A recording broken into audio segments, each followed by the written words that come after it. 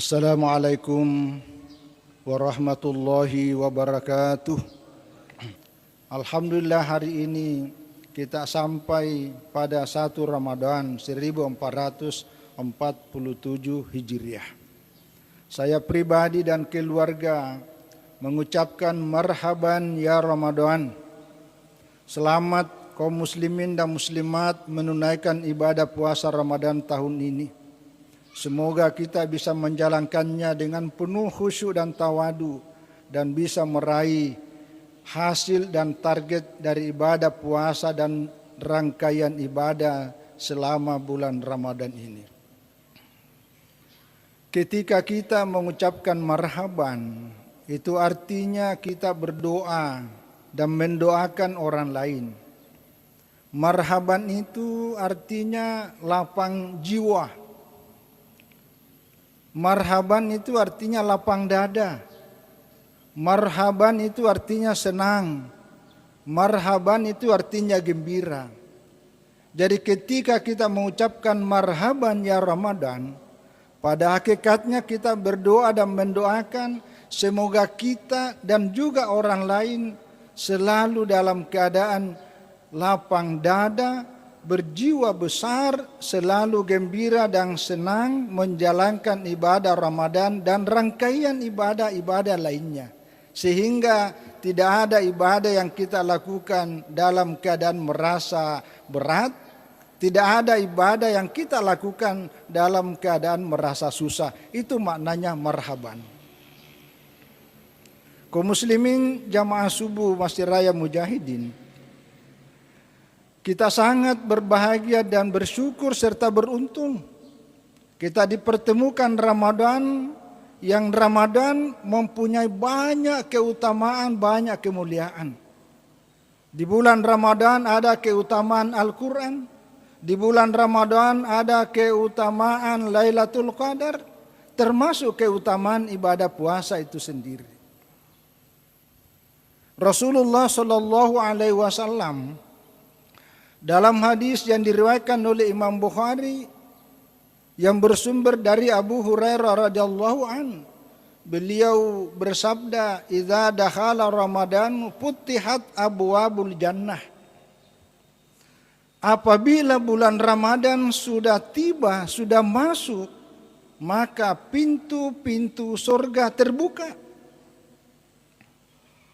Kalau dalam hadis yang diriwayatkan Imam Muslim yang juga bersumber dari Abu Hurairah, dikatakan idza jaa Ramadan, apabila bulan Ramadan telah tiba, maka pintu-pintu rahmat terbuka dengan sangat luas.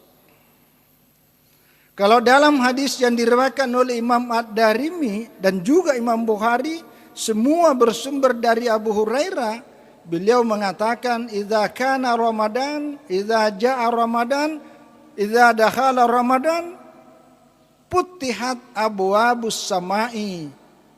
Apabila bulan Ramadan sudah tiba, maka pintu-pintu langit terbuka.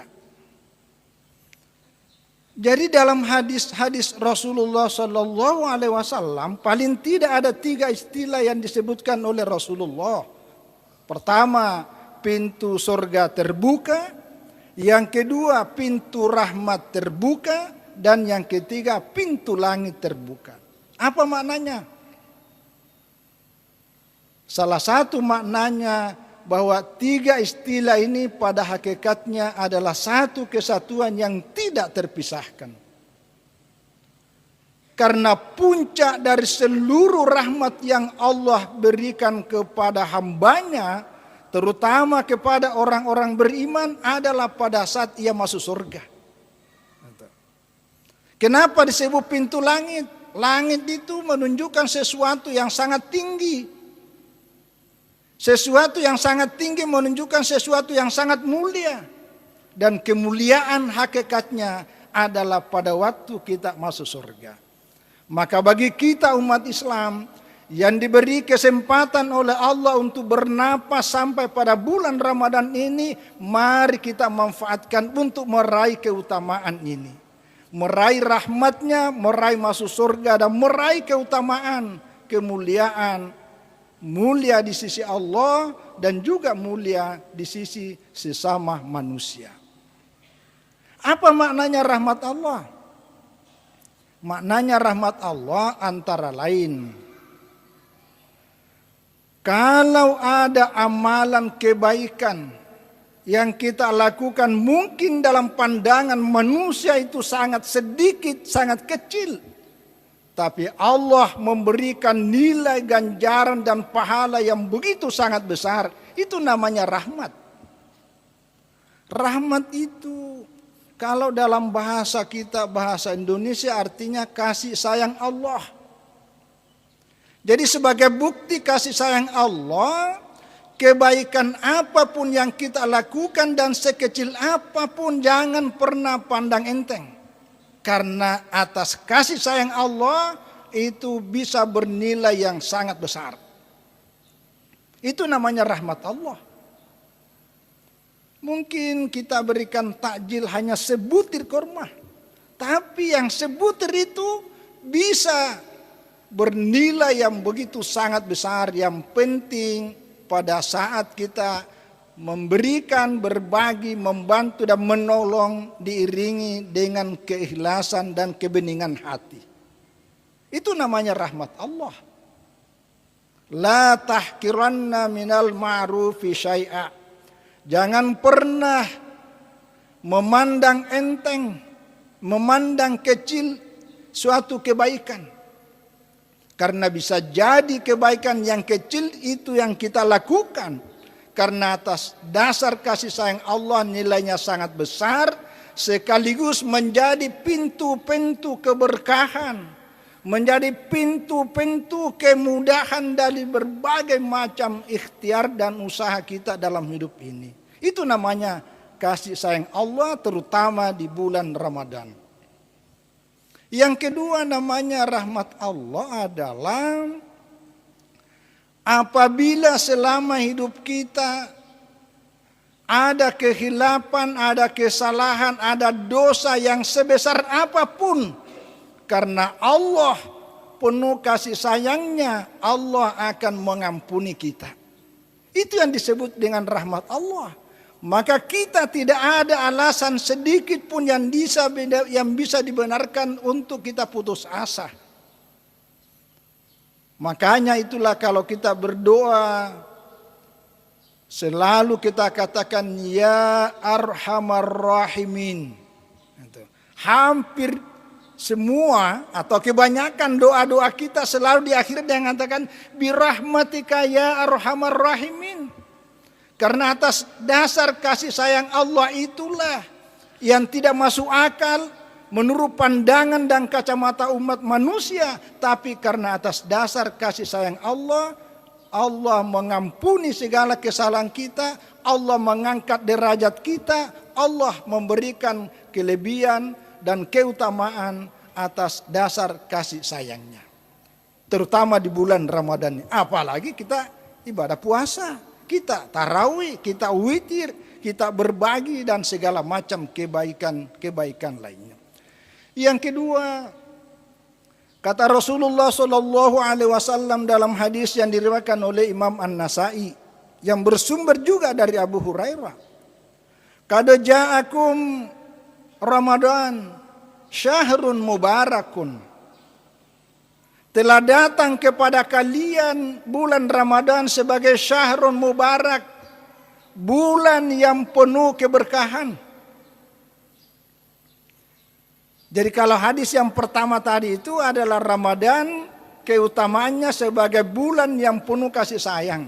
Kalau hadis ini menunjukkan Ramadan adalah bulan yang penuh keberkahan. Apa artinya berkah? Berkah itu artinya ziyadatul khair. Kebaikan yang selalu bertambah dan mengalir terus. Jadi kalau diri kita ini ada berkahnya, diri kita ini selalu ada kebaikannya. Terutama kebaikan pada hati. Kalau umur kita berkah, artinya umur kita yang ada ini selalu memberikan kebaikan.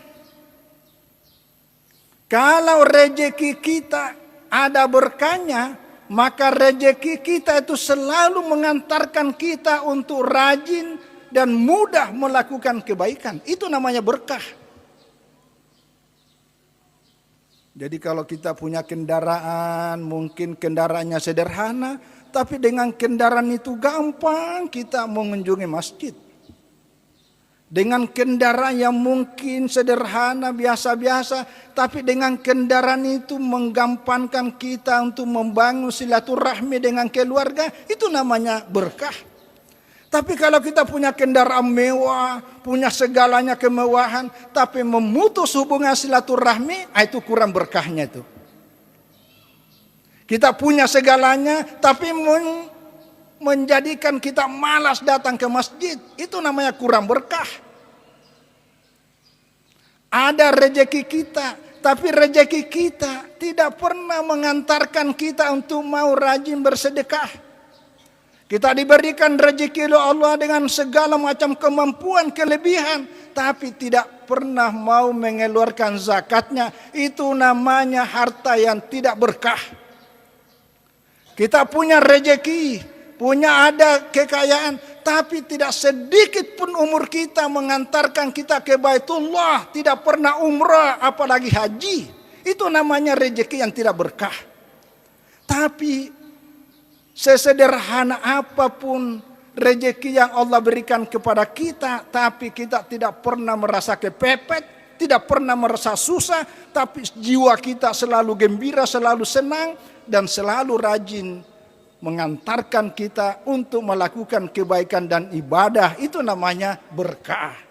Nah, di bulan Ramadan inilah sebuah momentum yang sangat bagus untuk menambahkan, menumbuhkan keberkahan dalam diri kita, keberkahan dalam keluarga, keberkahan dalam keturunan, keberkahan dalam ilmu, terutama dalam umur yang masih ada tersisa ini.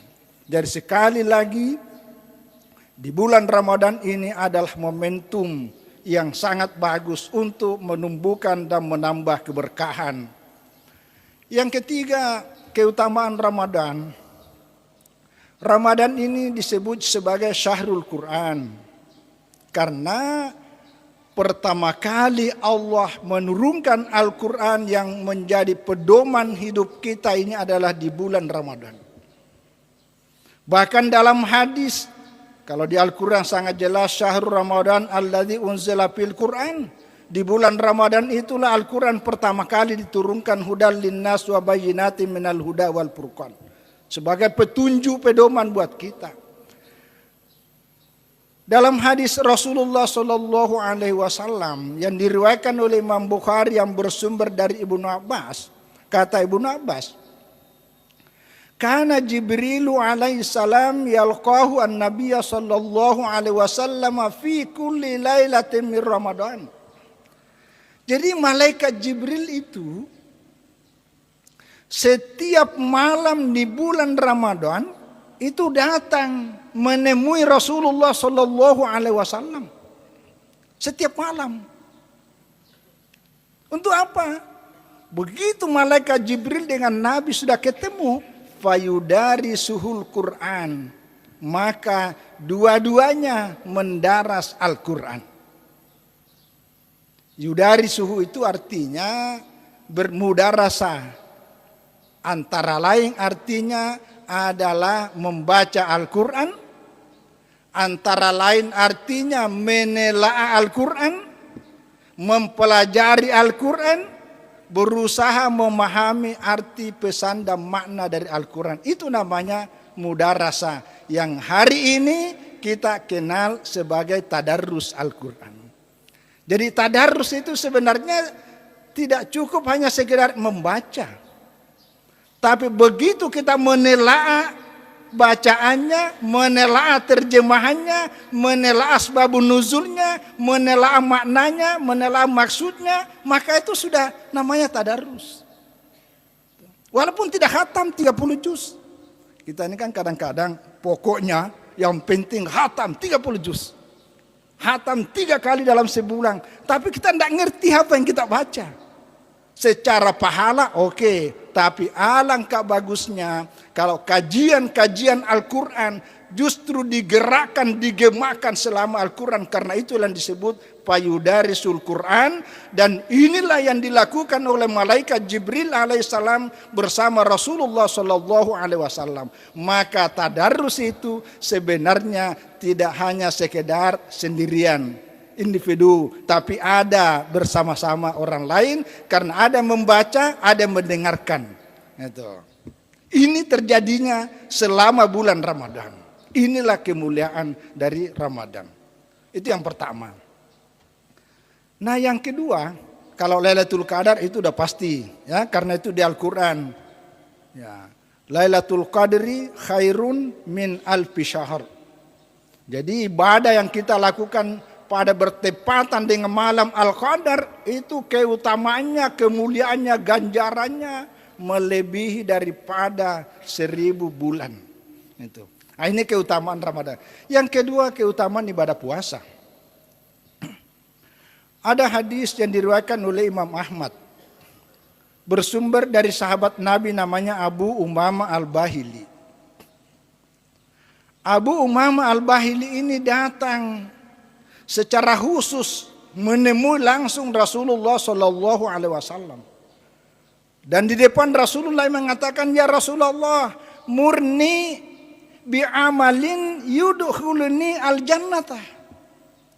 Ya Rasul, perintahkanlah kepadaku amalan apa yang aku lakukan yang bisa mengantarkan aku masuk surga. Apa jawab Rasul? Beliau mengatakan, alaika bisawmi. Kalau Anda mau masuk surga, ya puasa. Tuh. Lalu sahabat ini tanya lagi, apa lagi ya Rasul? Beliau tetap mengatakan, pokoknya alaika bisawmi, kamu harus puasa. Itulah yang mengantarkan Anda masuk surga. Sampai ketiga kalinya selalu jawabannya itu. Ini sebuah keutamaan.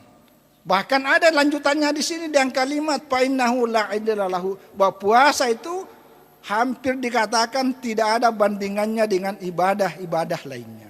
Jadi keutamaan Ramadan, yang kedua keutamaan puasa.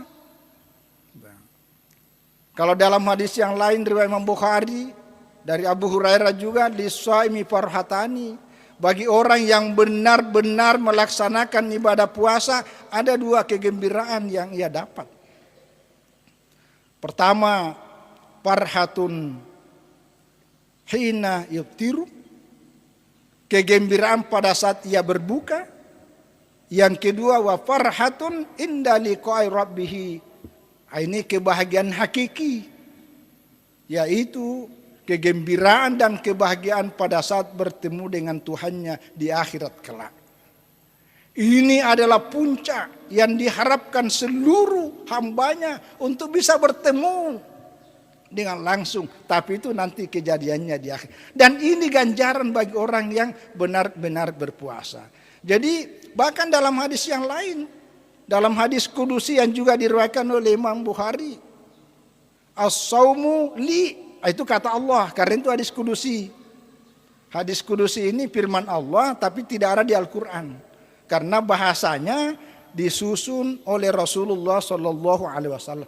As-saumu li, puasa itu hanya untukku. Wa ana ajazi bihi, dan akulah yang memberikan balasan. Padahal kalau salat juga untuk Allah. Puasa, amalan kebaikan ibadah lainnya juga semuanya untuk Allah. Tapi khusus puasa dikatakan hanya untukku.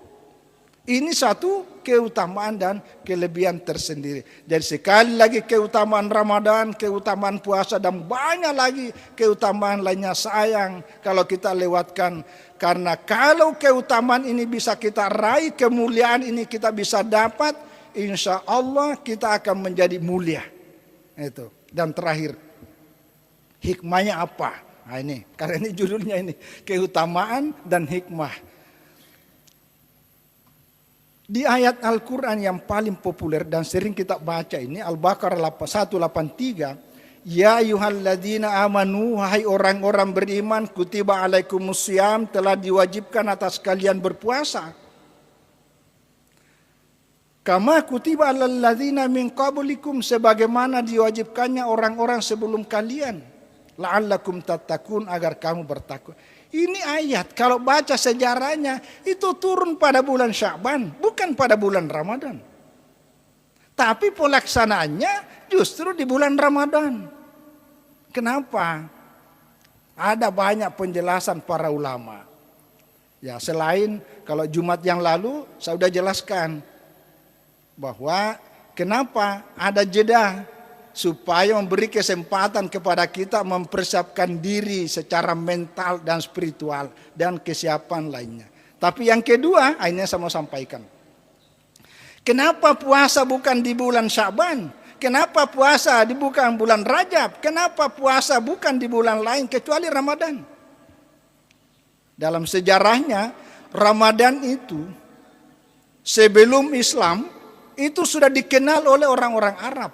Dan kalau sudah bulan Ramadan, seluruh perkelahian, seluruh persengketaan, seluruh peperangan berhenti total.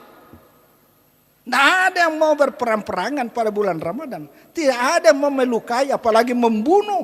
Seluruh pertumpahan darah yang biasa dilakukan, suka perang-perangan, berhenti total gencatan senjata pada bulan Ramadan. Itu orang-orang Arab.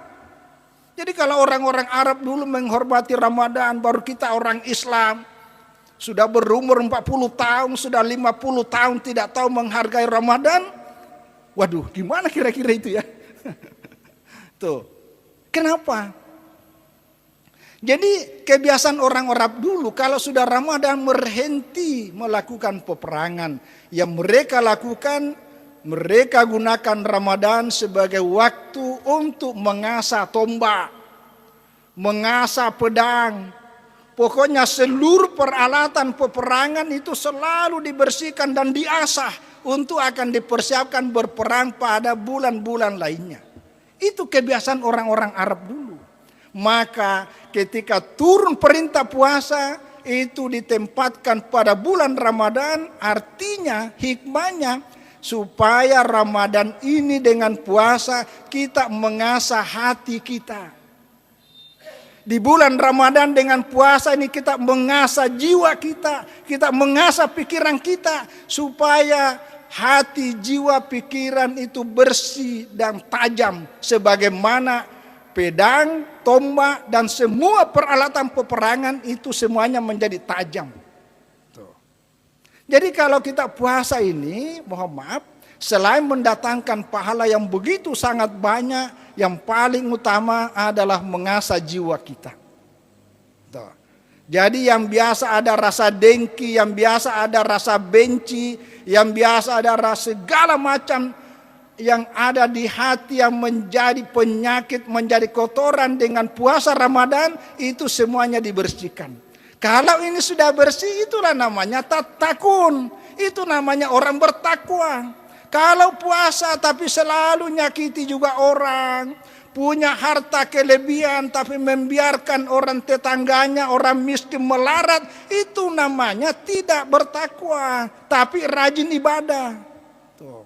Kenapa? Karena ibadahnya secara lahiriah tapi hatinya masih kotor.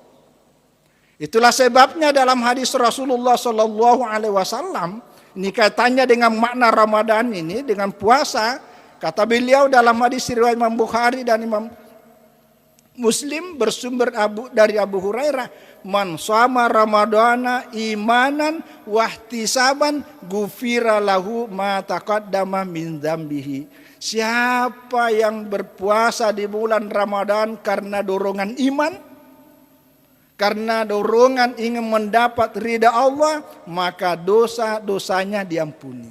Jadi dosa diampuni itu maksudnya dosa dibersihkan, dosa itu dimaafkan. Jadi dimaafkan itu artinya dihapus. Makanya itulah Ramadan ini salah satu doa kebiasaan Rasulullah yang bersumber dari Aisyah, riwayat Abu Hurairah, riwayat Imam Bukhari. Doa beliau, Allahumma innaka afuwun tuhibbul afwa fa'fu anna ya karim. Allahumma innaka afun, ya Allah engkaulah maha pemaaf, engkaulah yang mencintai pemaafan. Fa'fu anna, maafkanlah kami. Maafkan artinya hapuslah segala dosa dan kesalahan kami. Hapuslah semua kotoran yang melekat dalam hati, jiwa dan pikiran kami. Itu artinya. Nah, jadi sekali lagi inilah hikmah puasa. Ya, jadi keutamaan Ramadan, keutamaan puasa, keutamaan Al-Quran, keutamaan Lailatul Qadar dan berbagai macam keutamaan semua terhimpun di bulan Ramadan dan juga ada di bulan puasa. Mudah-mudahan Allah Subhanahu wa taala senantiasa memberikan kesehatan, memberikan kekuatan, memberikan kesempatan, terutama hidayah dan taufik, hati kita selalu tersentuh dan tergerak untuk memanfaatkan sebaik mungkin di bulan Ramadan ini untuk mengasah hati kita, mengasah jiwa kita dan pikiran kita menjadi tajam dan jernih dan bersih, sehingga hubungan dan komunikasi kita kepada Allah sangat lancar dan mudah. Begitu juga hubungan silaturahmi kepada sesama saudara-saudara kita. Saya kira ini yang bisa kami sampaikan pada 1 Ramadan 1447 Hijriah pada subuh hari ini. Terima kasih atas perhatiannya dan mohon maaf atas semua kekurangan. Wallahu a'lam bishawab. Wassalamualaikum warahmatullahi wabarakatuh. Sekian telah kita ikuti, kita dengarkan tausiah subuh Kamis 1 Ramadan 1447 Hijriah yang telah sampaikan Ustaz Profesor Dr. Haji Wajidi Sayyidi Magid.